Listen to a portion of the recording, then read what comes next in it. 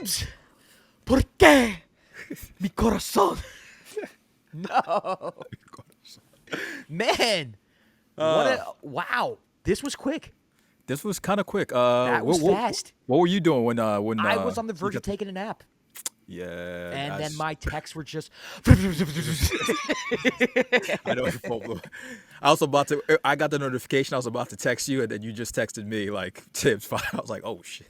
Oh my goodness, bro. I'm shocked. First of all, before we get started, before anything, man, thank you to Coach Thibodeau. I'm going to say that because there is a discussion. There is a legitimate discussion of whether or not Tom Thibodeau is the right coach for this team moving forward. Yeah. There is a legit discussion about how he's handled the team, how he's coached. There are legit criticisms for the man. Not saying there's not. But every single Knicks fan right now should be thanking Tom Thibodeau because this team was an absolute joke before this man showed up. This man altered the franchise, put him in a direction to where they are now contenders, respectable. All of that is Tom Thibodeau. That's Tom. I mean, Leon Rose has a lot to do with that. Julius Randle has a lot to do with that too. But Tom Thibodeau is a foundational building block, cornerstone for the Knicks are right now. And if they ever win a championship, it's because of him changing the direction of this team. Period. So, Yeah. Knicks fans, maybe you're celebrating because you think he's not the coach for the team anymore. Maybe you're celebrating because of the way he's used certain players that you thought should be used differently, didn't give players a chance. I had problems with him with certain players as well. But at the end of the day, every Knicks fan should be thanking this man because the Knicks are nowhere near where they are right now without Thibs. Period. Yeah, Point yeah. blank done. I mean, I agree with you. Tibbs has always been known to get his team to the playoffs, and that was something the Knicks were struggling to do beforehand, before he got there, and for a little stretch. And you could say we can have our gripes about Tibbs. We're gonna talk about that a little bit here, but he helped the team get to the playoffs. I know this phrase is always overly used, but he changed the culture when he got hired there. So I know people have been clamoring for him to get fired for a while. Like we see it online a lot, but you cannot deny his impact on this team after he got hired. Yeah, I mean, first Eastern Conference Finals in 25 years. They made the playoffs 4 out of 5 years, consecutive 50-win seasons. I mean, there's not enough good things to say about the man. Now, Yeah. Now let's say the bad things. now let's talk crap about the man. Not enough good things to say, but now.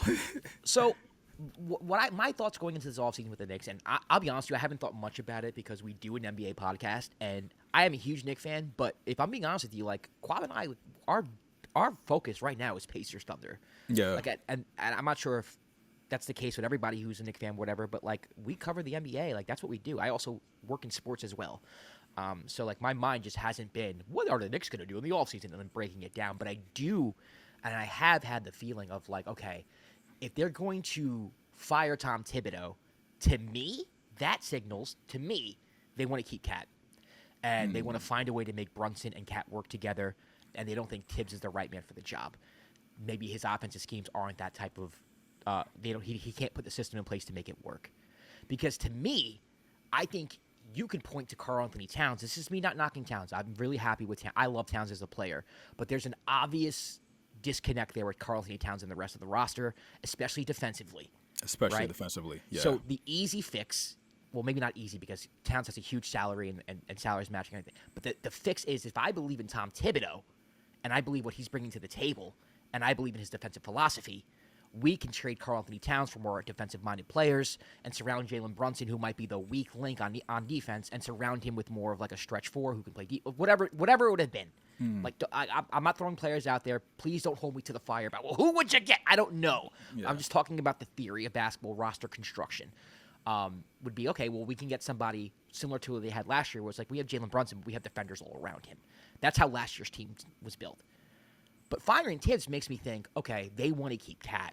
They really want to make Brunson and Cat work. They want to make this version of the New York Knicks work, a team that went to Game 6 of the Eastern Conference Finals, but they don't think Thibodeau's the guy for the job. Yeah. That's what it sounds like to me. Going forward, I'm interested to see if they lean more towards an offensive coach. Now, I don't know who's out there. I've Michael always been a Malone. fan of Terry Stotts, who's Michael I don't know if he's Malone. still looking for a job, and he's someone I Michael don't hear Malone. anybody mention. Michael Malone.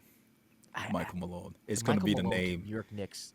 It's gonna be the Triple platinum. It's going triple like platinum this summer until they hire somebody. I didn't even. Sorry to cut you off, but I remember we had a show before, and I wasn't even. It wasn't even on my radar that Michael Malone would be like an option for the Knicks. And you pointed out, it's like he's from New York, and all the links he had to New York. You're like if the and you said it. I think it's on record. You were like, if the Knicks struggle in the playoffs, which was looking that way because of how inconsistent they were throughout the course of the year, like Thibs gets fired, Michael Malone might probably be the next coach up. So it might not be him, obviously, but it's all signs pointed in that direction. I think Mike Malone is up there. I think Johnny Bryant's on the list as well. Yeah, I know Johnny the Knicks Bryant, fans love him. I know the Knicks hold him in high regard. He's also a finalist for the Phoenix Suns job, and Yep. maybe that's why they fired Tibbs so fast, was in fear that Johnny Bryant might go to the Phoenix Suns. This is call. all speculation. If I'm being completely honest with you, I have zero idea. Yeah. None. So I'm not going to bring up somebody. I mean, the only NBA insider I know is someone who I don't even know if he would have access to this, and what they're thinking. Maybe we can get him on the show, Scoop B. But again, I don't know how much he would know. He has more relationships with players than he does coaches and organizations. Like his scoops are more like, I know this player, so I can tell you about him, rather than like, I know this organization or this GM or whatever. Yeah. But regardless, to me, that's not important. To me, it's like, okay, well, what direction is this franchise going? And if you're a Knicks fan, like I am, I don't know if I like this direction, if I'm being honest with you. Because Yeah. I don't know who else is out there who you can like replace with him that's going to take them in a different direction, right? Now, I said Terry Stotts because to me, Terry Stotts is probably the opposite of Tom Thibodeau. Terry Stotts is somebody who coached Damian Lillard, CJ McCollum in Portland, and who was known as being like an offensive genius. Defense wasn't his thing, but he was known for being an offensive genius. And to me, if you're going to keep Jalen Brunson and Cat on the floor, well, then you got to play to the strength of offense. You have to do something there. Yeah. And I think that's where they're going to go.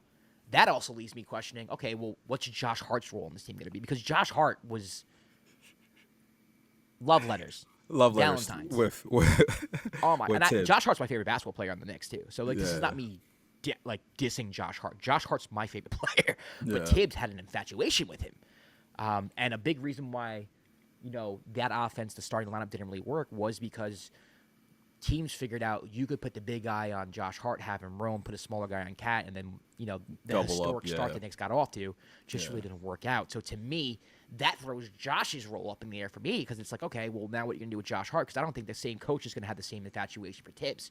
Josh is always someone I saw coming off the bench anyway. To me, Josh is someone who gets like 25, 30 minutes a game, depending on how much impact he has, comes in, causes havoc, goes back to the bench. I think that's what his role was always supposed to be in the first place. It just expanded because Tibbs loves him so much. So, yeah, there's a lot of questions going forward, but I do think as a Knick fan, this signals that they want to keep Cat. Yeah. And do you think there's another way to read that? No, I see what you're saying. It kind of you after the trade, you made a commitment for like a Cat is a big contract. First of all, like you made a commitment to like having this kind of 5-out offense and being able to like move the ball around. Like you kind of saw the vision in some games how it was supposed to look, and then the way they played throughout the playoffs, it didn't look that way whatsoever.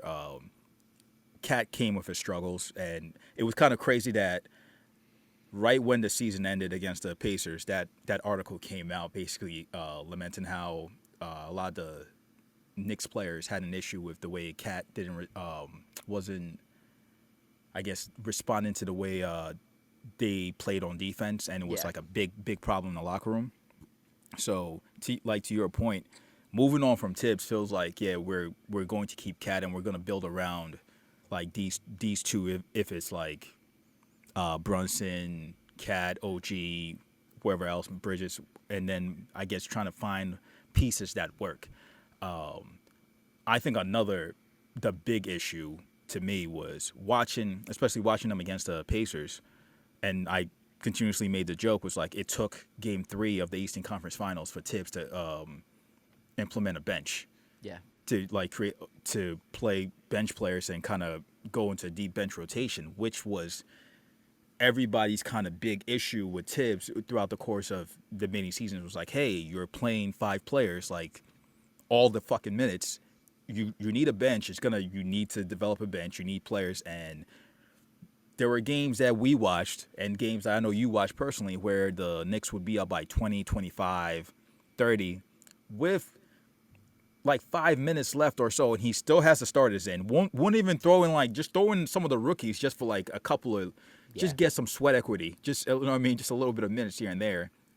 And Tibbs is Tibbs. Tibbs like has his tunnel vision focus, what he wants to do, and keeps narrow-minded in that mindset. So yeah, it feels like they're definitely moving on from Tibbs. Feels like, yo, we're keeping Cat and we're going to figure it out. I know all the rumors are out there with Giannis and all that has been out there, but this feels like, yeah, we're going to build around that. But then again, we don't know. Like you said, we no idea. We have no idea. Zero. We could finish recording this. You're gonna edit it, post it, and then some other news is gonna come out. The NBA moves that quickly. I'm getting a bunch of texts. One of the two names that people came up with. Well, somebody said Jay Wright because of the Villanova connection. I got that. My friend Larry just texted me that. Yeah, the other one, which I was like, wait a minute. Somebody, my friend, one of our mutual friend, Justice, he said Jeff Van Gundy. I would love that, but schematically, I don't know how I feel about that. But just from a vibe standpoint, yeah. Yeah, I was like, oh, snap. Yeah. And when he said I read, I'm like, yeah, he is an assistant coach on the Clippers. So, yeah. But I like this shocking news, but the NBA is always shocking. And I think the other point you made also, which I don't want to gloss over whatsoever, was the fact that Johnny Bryant being a finalist for the Suns could have pushed this in this direction, because that news came out yesterday, and we were waiting to see what the Suns' decision is, and we're probably gonna do a quick thing on that, because we want to know how that's gonna affect not only the Suns but also the Cavs losing a piece of their coaching staff. But yeah, it was either, I don't know, when the teams lose like this, and this does come down to, part of it does come down to what happened against the Pacers in Game 1. When a team loses like this, is like, yeah, there's gonna be either some drastic change, or you just go with, we're just gonna run it back. And it never felt like this was a team that was just gonna run it back after how up and down the season was.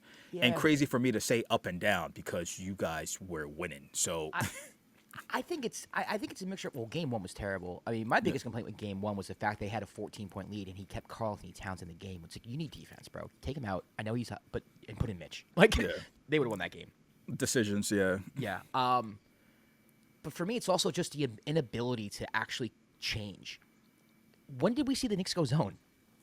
When did they maybe, he loved drop coverage. They got killed in drop coverage all year with Karl-Anthony Towns. He was so stubborn about it. And he did switch. To his credit, against Boston, they made the switch. It's a big reason why they beat Boston. But then he goes back to it.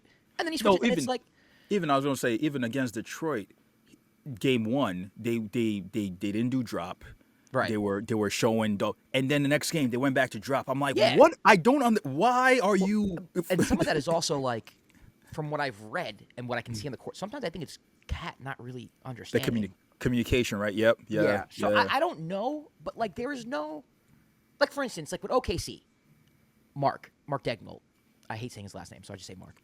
But Mark, he'll go zone, he'll go man. They'll figure something out. He'll throw something out. He'll throw a boxing one in there, something different. Despite the fact that they lost to the Pacers, whatever, they went zone. The Cavs went zone. They'd go man. Does that have more to do with the personnel though? Because those teams that's Tibs being stubborn, bro. Yeah, okay. He's stubborn, and I love Tibs to death. I stand by everything I said in the beginning of this video. But he's a stubborn man. He's stubborn, bro. And then don't get me started about going back and there are players who did develop under Tibs who have been traded away, who I think could have had bigger roles and have done more for the team. But his offensive imagination is very simple. I mean, I get you go with what works, but there's no reason why. You get Karl-Anthony Towns. If I'm Leon Rose, right, Yeah. In my head, oh, I'm getting Karl-Anthony Towns for Tibbs so that we can spread the floor and we can have this type of offense. And then you get to the playoffs, and Karl-Anthony Towns and Jalen Brunson are barely working together, not playing together, even around the floor. They're not passing with each other the ball. It's like, why the hell did I make this trade for? You know what I mean? So Yeah. I think there's a lot of stubbornness with Tibbs. Tibbs has this idea of he knows what works, and he's going to make it work because I know what works, and this is what's going to work. Instead of looking at information and being like, oh, okay, maybe that doesn't work. I give Tibbs some grace because I don't think they had a strong bench this year. So I get why he didn't play the bench this year. I mean, in the past, he did play the bench. Like, if we're being fair to Tibbs, last year, they had like a 9-man rotation going into the playoffs, maybe 10-man rotation going into the playoffs. They did use their bench in the past. This year, it was a little shaky. I'm not going to lie. I don't know if I would have trusted the bench as much as people wanted him to. Yeah. Because to me, Deuce and Mitch were probably the only two really reliable players you had. Landry was up and down all year. Precious didn't really have that good of a year. Like, there was you could sell me on, like, okay, Tibbs didn't use it. You could sell me on that. But can I counter that real quick? Yes. But my issue with that is, like, yeah, you can sell me on that, but also, like, players need to be in rhythm in order, like, yes. You're rhythm players. Like, that's how it is. So they need to know, like, hey, maybe I'll get 5 minutes here, 2 minutes, even so I just know, like, I'm gonna have an impact here and there. Yeah. I completely understand you making the point, like, you know what you're getting from Deuce. You know what you're getting from Mitch when Mitch was healthy. But even before then, what's the other big man's name? I don't want to. Porty. Porty was playing well. I think he's gonna be a solid pro, man. Before he got injured. I think Porty's gonna be good. And I don't know if he eventually got healthy, but, like, I feel like I didn't see him after it was done. Like, after the injury, he was done. Yeah. DeLon Wright, I think, should have got minutes earlier. He's somebody who I advocated for. Yeah, like you traded for him. Like, you traded what's his name, Jumpman. Jericho Sims. Yeah, Jumpman. And it was like, okay, well, you just brought in a big point guard. Like, that's what you see with DeLon Wright. Like, he's a tall point guard that plays the defensive end. So you can have him on the court with, like, a Deuce, even the campaign. So you're like your bench rotation isn't like small guards. You know what I mean? And nobody. But it was just like the stubbornness of Tibbs. He's like, he's gonna play who he wants to play, and he's gonna give him all the minutes. And it works out. Like, with Tibbs, you're gonna make the playoffs. I always say with Tibbs, you're gonna make the playoffs. You're not gonna lose. You're not gonna lose. You're gonna make the playoffs. Now, after that, usually comes the problem, and then the quote-unquote injuries and playing players too much, all that. But if your goal is to win and make the playoffs, Tibbs is your coach. Yeah. I mean, he can find a job very quickly, very soon.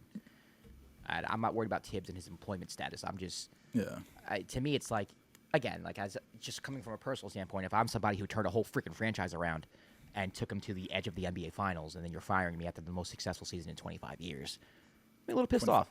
Crazy. Not gonna lie. Where it felt like, I know a lot of Knicks fans felt like they should have won the series. So Game 1 was everything. I don't want to get into it. I don't want to get into it. All right, listen, that's going to do it. Let us know who you think the next head coach for the New York Knicks is going to be. Let me know if you think Tibs should have been fired. Kwab and I will be back once they hire a new coach. It's off season, baby. Let's go. It's off season. It's off season. It's not. Yeah, we still have recaps coming off the finals we're very excited about, so that should be crazy. But with the NBA, there's probably going to be something in the next hour or tomorrow. So yeah. I'm not taking the snap. Also, our finals preview dropped like 2 hours ago. So so check that out. So let's interrupt that traffic for this traffic. Yeah. All right, everybody. You can follow us everywhere at the Dime NBA. I'm Josh Rodriguez at Josh_Rodriguez_. He's Kwab at Kwab AKS. We'll see you for the next big ShamWow. The next big ShamWow. The next ShamWow. Bunch of ShamWows this offseason. We'll see you then. Peace.